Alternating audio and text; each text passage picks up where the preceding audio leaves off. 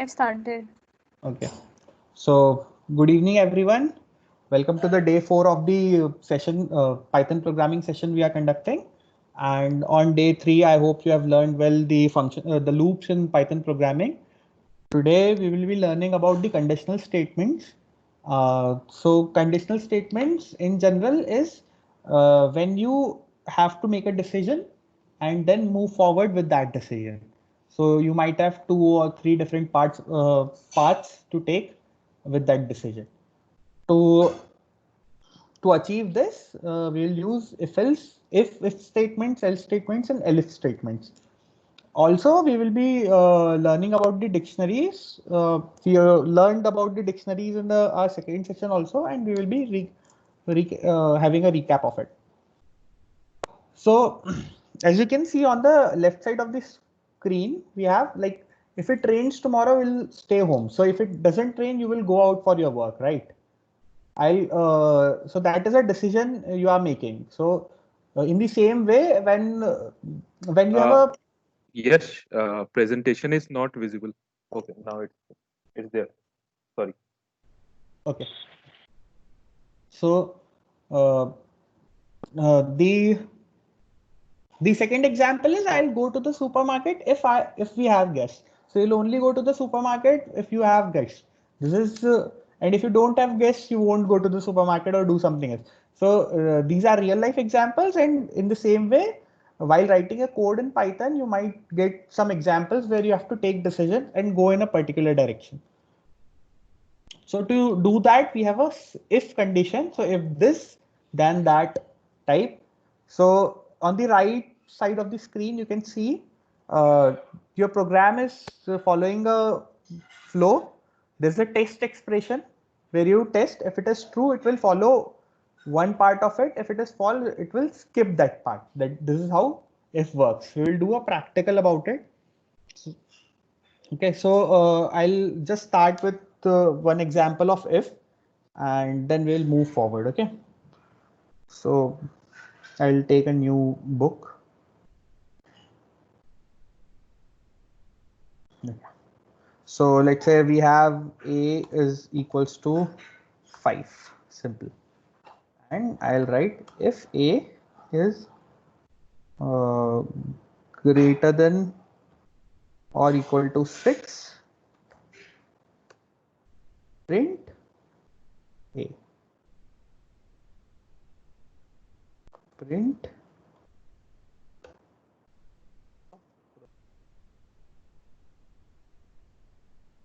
so if it prints a, that means a is greater than or equal to 6, which is not. So it should not print a. It's only printing end of program. But if if I change a to let's say 7, now it is greater than or equal to 6, right? It's 7, 7 is greater than 6. So it will print 7. So this is how if works. We can have different types of operators here. Let's say we can also have we can just have greater than.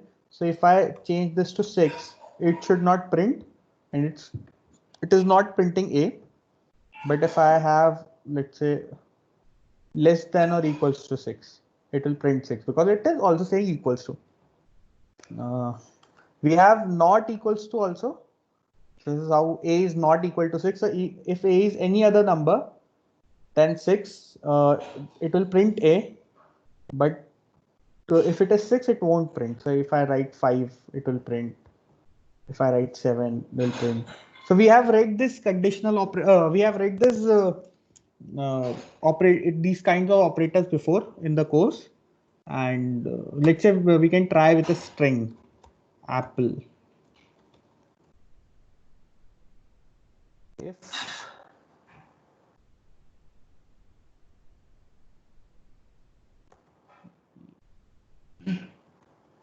apple a, right, is printing because pp is an a, so it is true. But if I change this to orange, it won't print. So this is the if statement. It will do something if the condition is true. So after if you write the condition, then you end it with semicolon, and then you write all the arguments inside that if, and you can come out of it by removing the indentation. This is known as indentation. The space before the print is the indentation. I'll move forward with the presentation. If you have any doubts, just interrupt me or write in the chat. Okay. So, in if we were doing just one thing, if that is true, we will be doing some, we will be following some statements, or we will skip those statements. In if else, if the expression is true, we will follow the statements inside the if, and if it is false, we will follow the other part of other statements. So if you see the difference between the flow chart on the right, this is only if we have one body, one set of statements, but here in if else we have two set of statements, body of if and body of else. And if the expression is true, it will follow the statements under if, and if the expressions are false, it will follow the statements under else. So I'll give an example of this also. We'll try it in Jupyter. So we'll again, let's say, go with the numbers. Let's have 24. And if you want to test if the number is even, then it will print even. And if the number is odd, it will print odd. So I'll do use a modulus operator here. So what this does is it will divide a with 2, and whatever the remainder is, it will check that remainder. So if in case of 24 the remainder is 0, so it is an even number, right? Even. And we'll go below and we'll have a else statement, else print. So if it is not even, it is obviously odd, so we do not need to give a condition there, right? And we can actually take input from the user. Input. And no. Okay. And we can hit run. So let's try 13. Okay, there's some problem.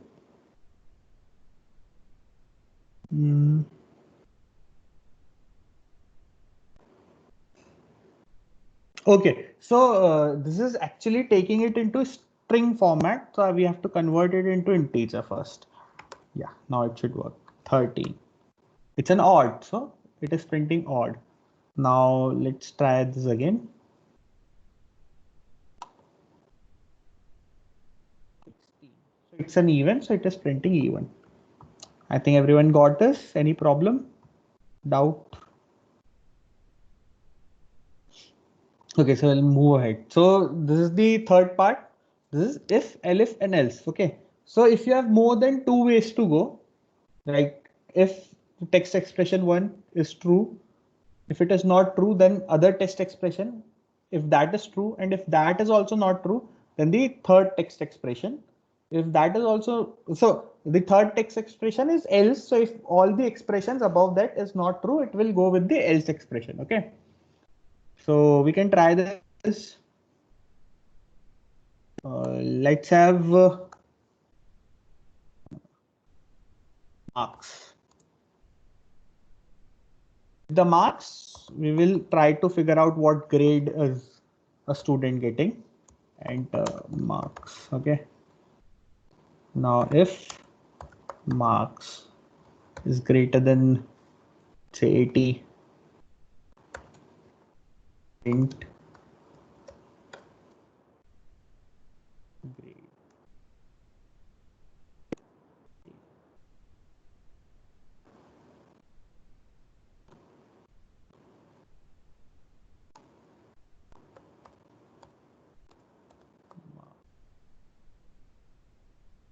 Then equals to 80.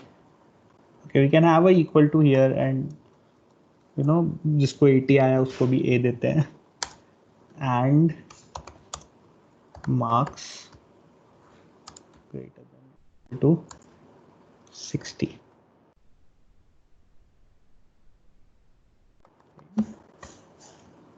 Grade.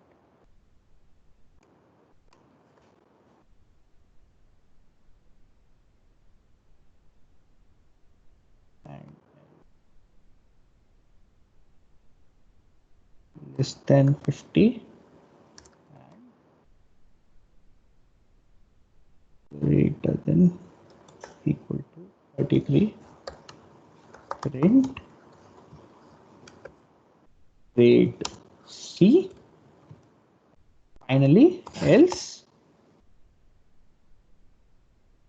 print fail. Okay. Now you have to be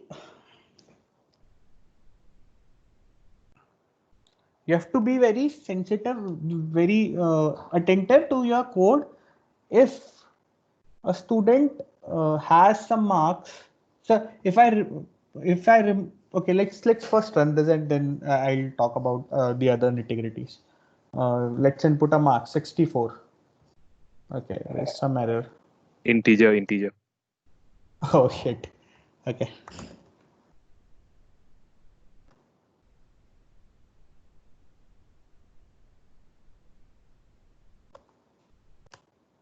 So the grade A.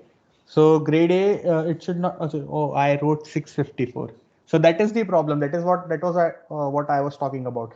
If you don't write it properly, you might have some mistake. 64. If I okay, let's run again. 21. If I remove this, okay. Oh, sorry. If I just write it greater than, okay, greater than. In this condition, the mark and if I enter 80, the marks are not greater than 80 and they are not less than 80. They are exactly 80. So in this condition, it will show fail if I enter at 80. So this is a problem with the program. You have to be very specific when you use else. If none of the conditions match, it will go to else. Now if I write 80, it will say grade A. Okay. So this was the if else statement. Now we have the continuant break. So it was continuant break are the two keywords which controls a loop.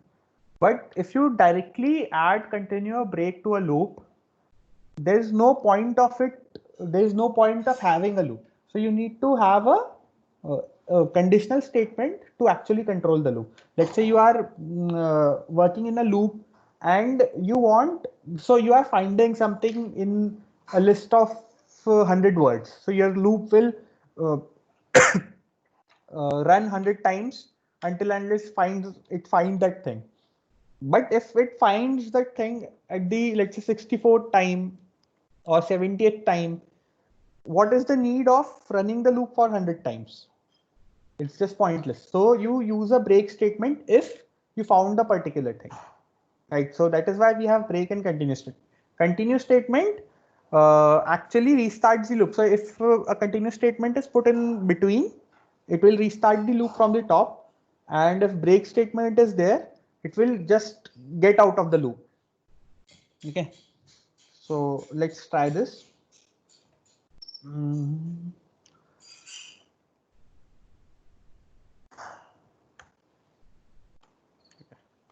For I in range. Okay. If I is greater than or equals to 7, sorry, greater than or equals to 6, break int I, and I run this. Okay, so we know if for I in range 10 will actually go from 0 up to till 9. So it should be printing 0, 1, 2, 3, 4, 5, 6, 7, 8, 9. But we also gave a condition that if I is greater than or equals to 6. So as soon as I hit 6, the statements in the if will be read. So break is written there, so it will actually break out of the loop, and it breaks out of the just only one loop. If there are two nested loops, it won't be breaking out of both the loops. It will break out of just one loop. Okay, and the same way we can use a continue also. So if I say I modulus 2 is equals to 0, and if I write continue, so whenever this whenever the condition is true, that means at all the even numbers, it will run the command of keyword continue, and with continue the loop will start from top, so it won't print the print that number. So only odd numbers will be printed, and only the odd numbers are printed. All the even numbers are skipped. So this is the use of continue. You can use both the keywords in while loop also. Remember just that it will skip one loop. That's it. And then we have dictionary. Let's recall the dictionary, how we used to define dictionaries.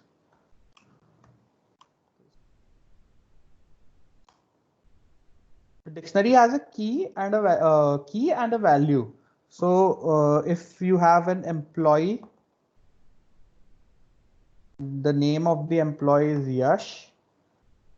So we can have the ID here, employee ID, and then we can have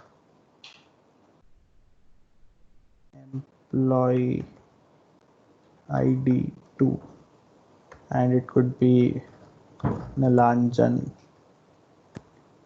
and so on and so forth. And we print the dictionary this tick. Okay. So that prints out the dictionary. We can also have, so Mugdha had this out. You can have a list here. So you can have my name, my age, my location in the same fields, as well as you can have, okay, sorry.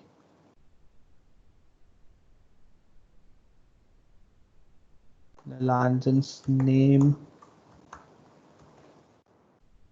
age, and location. I don't know where Nilanjan lives, Kolkata.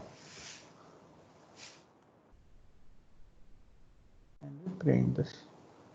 So we can have list there. We can have tuples as a key.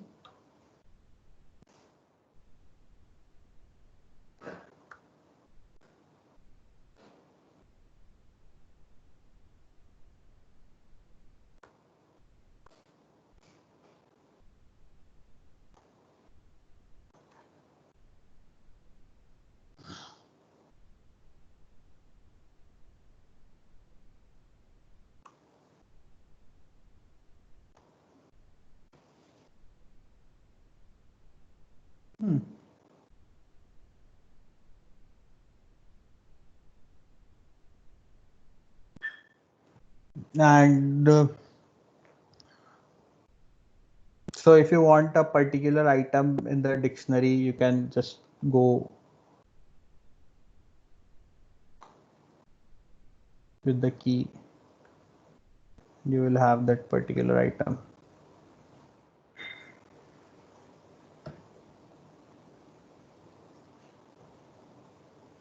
So dictionaries are not ordered, so they can be called with the key, but they do not have an index like 0, 1, 2, 3, 4 in the case of lists or tuples or even strings. Strings have indexes, but not the dictionaries.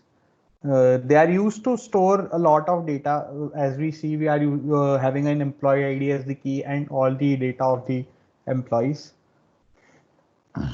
They are the keys should be unique and immutable. Two different types of data should not have one key, because that would create a problem. You will call that key and the Python doesn't know which key to call. You cannot even store it, won't allow. The keys are case sensitive, so if you have given a small letter in the key, it will be small. And you can see the second lecture for more examples of the dictionary.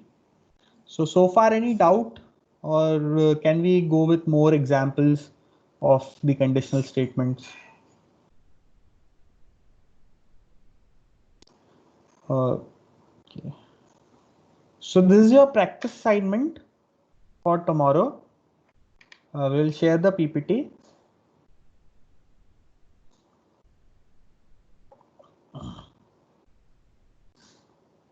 Vatsala, I can stop the recording now. Yes. Yes. Is there anything? Yeah. Yeah. You can also tell them like how you can use like a condition in a for loop. Yes. Yes, we can do that. So I have given an example here. Okay, conditions in for loop. Okay. So for like for and else. Yeah. For and if else you can use. It's a not for and else. Okay. Sorry, I don't get it. You want me to use if and else inside a for loop, right? Yes. Yes. Or Yes. do you? Like condition inside a loop, basically. Okay. So let's do this for I in range n. Okay, and if I plus 3 is equals to 0, print I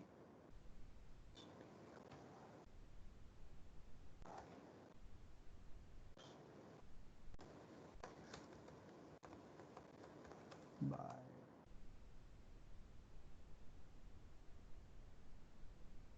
and then we have if I modulus 3 is equals to 1.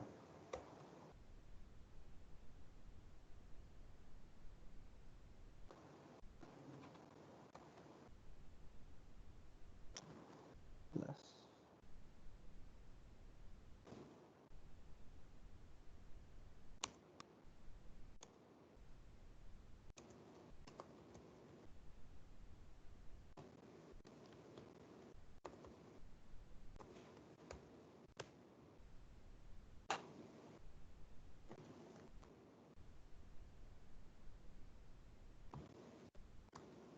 Yeah.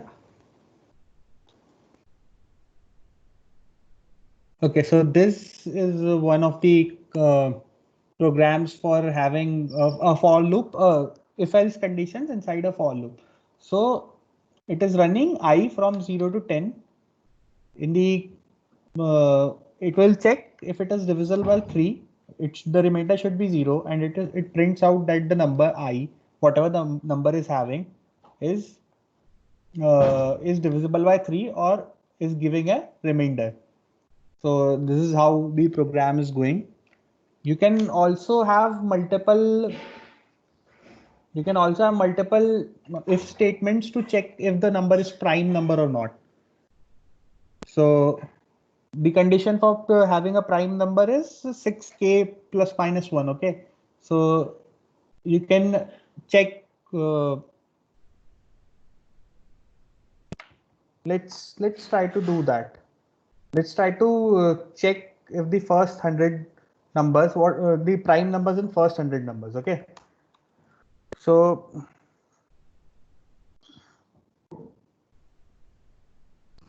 plus minus 1, right? So we need to firstly we'll take the plus if I plus 1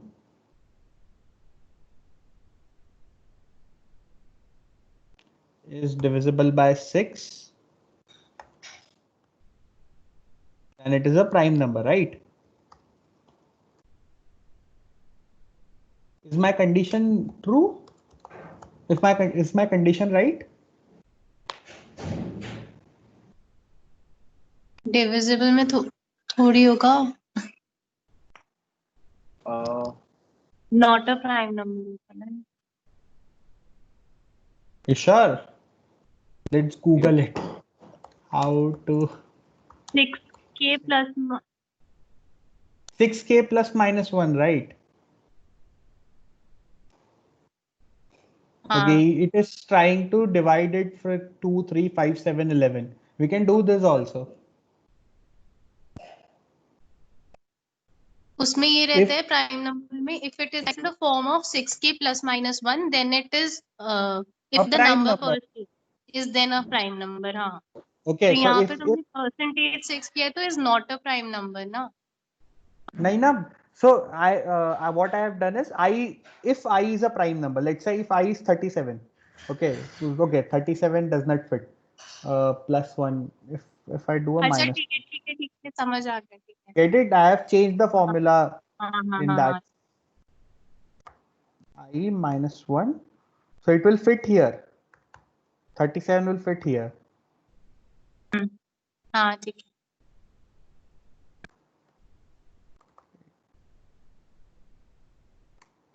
Prime number.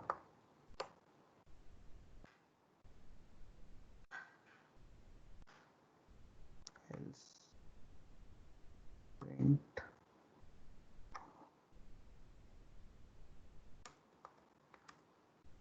number. The problem with the is that it won't show which number is prime or not. It will just print prime numbers and not a prime number.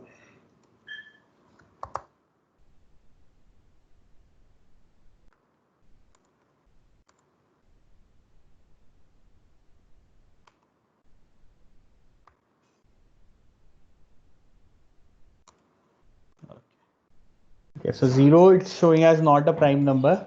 I don't know what zeros and ones are, but 2 is not a prime number, 3 is not a 3 is a prime number. We are okay, it won't. So because we are dividing it by 6, it is not considering up to 6. There is all the numbers till 6 are actually not divisible by 6. I think it should be working fine after 6. 7 is a prime number, 11 is a prime number, then 13 is a prime number, 15 is a prime number, 19 is a prime number, 23 is a prime number. So it's working after 6. The problem with the code is numbers less than 6 are will not be considered, so they doesn't fit in the formula.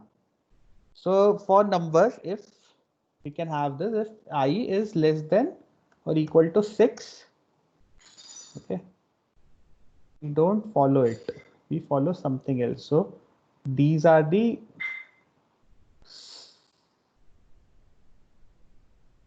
sub statements. Okay, if so what can we do? We can check from 2, 3.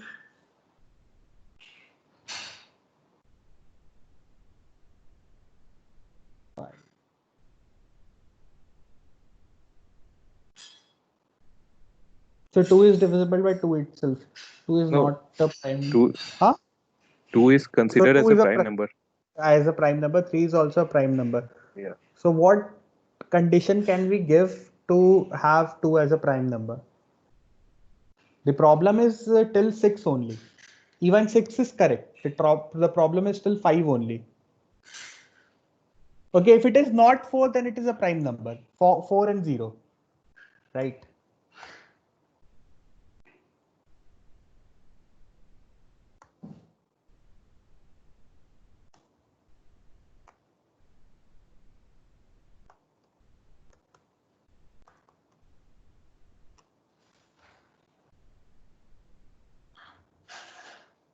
Then print.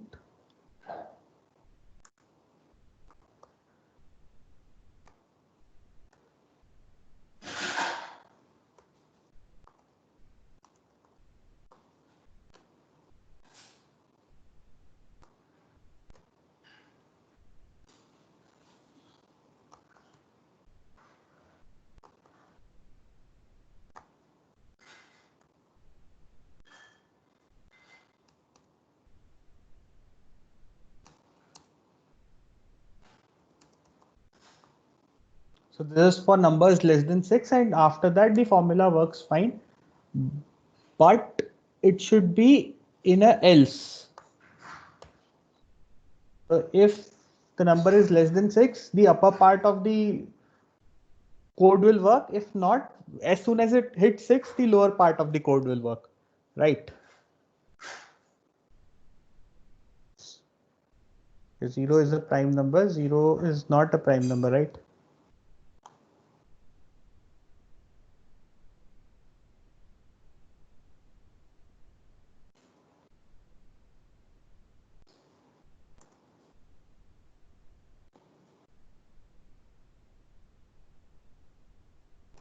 Okay.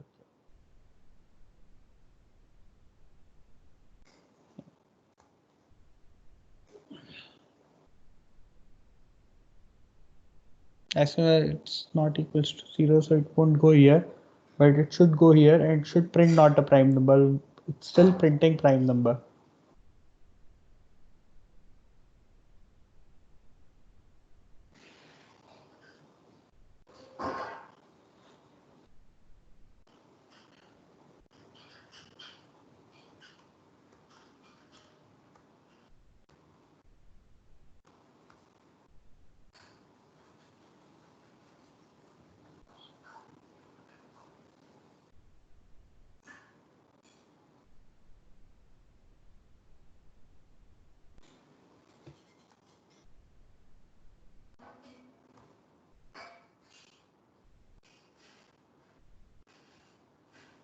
Still printing prime number. Can you identify the problem here, Nilanjan? I think the statement like if I is not equal to 4 or I is not equal to 0, so shouldn't it be like And नहीं and and तो हो ही नहीं सकता. अच्छा हाँ and ही होगा. सही.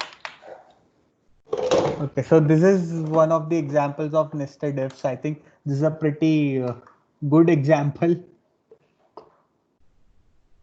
I think you should tell it once more. It Okay. has gone over ahead. I think. Okay. So we'll start with, so the statement for I in range 100, as we all know, and established that I will start from 0 up to 99. You can have any range here, okay? Now how this is working is, it is first checking whether, so we have a, okay, let's do this.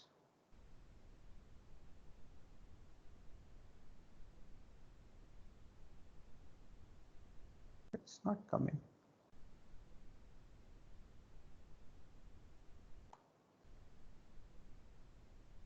Okay, so we have a formula. If you have read in, you must have read it in 9th standard, 10th standard, somewhere before, that if a number is in the form of 6k plus 1, then it is a prime number. So for all the numbers equal to or greater than 6, you either, it's not plus 1, it's plus minus 1, 6k plus minus 1. So let's say 37. 37 is actually 6 into 6 plus 1.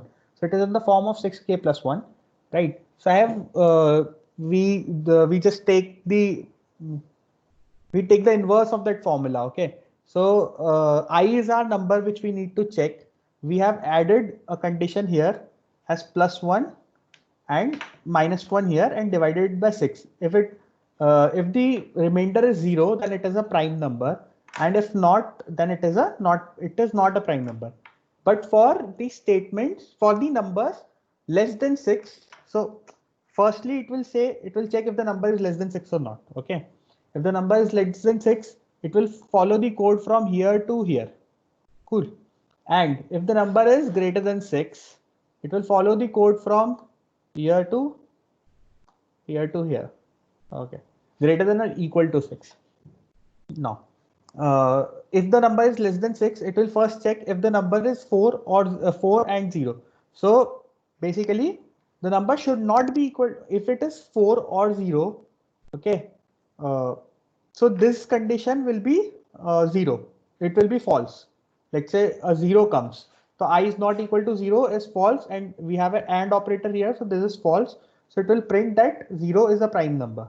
But if both of them are so if the number is, let's say, 2, so it is not equal to 4, and as well as it is not equal to 0, so it won't go inside this, and it will go to else, and it will say it is a it is sorry uh, if it is 2, it is both the conditions are true. It is not equal to 4 also, and it is not equal to 0 also.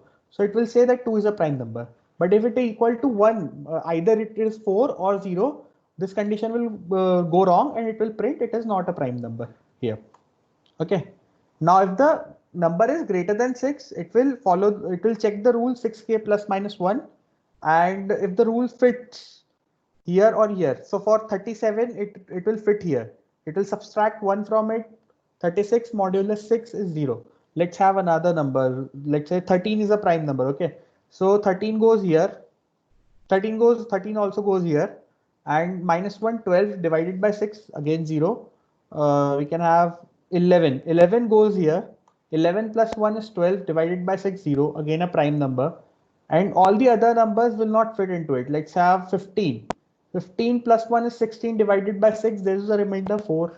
15 goes here, minus 1, 14 divided by 6. Again, a remainder is 0. So this is also false. This is also false. This is also false. And this is also false. So it will jump to here and it will say it will not a prime number. Then it will take another number from the range. You can even have 100 or you can even have 1000. It will print up to 1000. Prime number, not prime number, prime number, not prime number.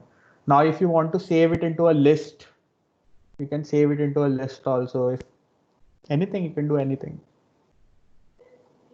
So if your logic is right, this is a classic example of how great Python is. If your logic is right, you can have lakhs of data that it can crunch, where Excel has a limitation to crunch that number, that lot of data. And it crunches the data very quickly. So did everyone get the example?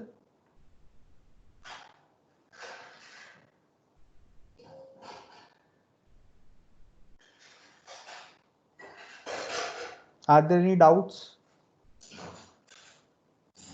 Actually, I think we can stop the recording now.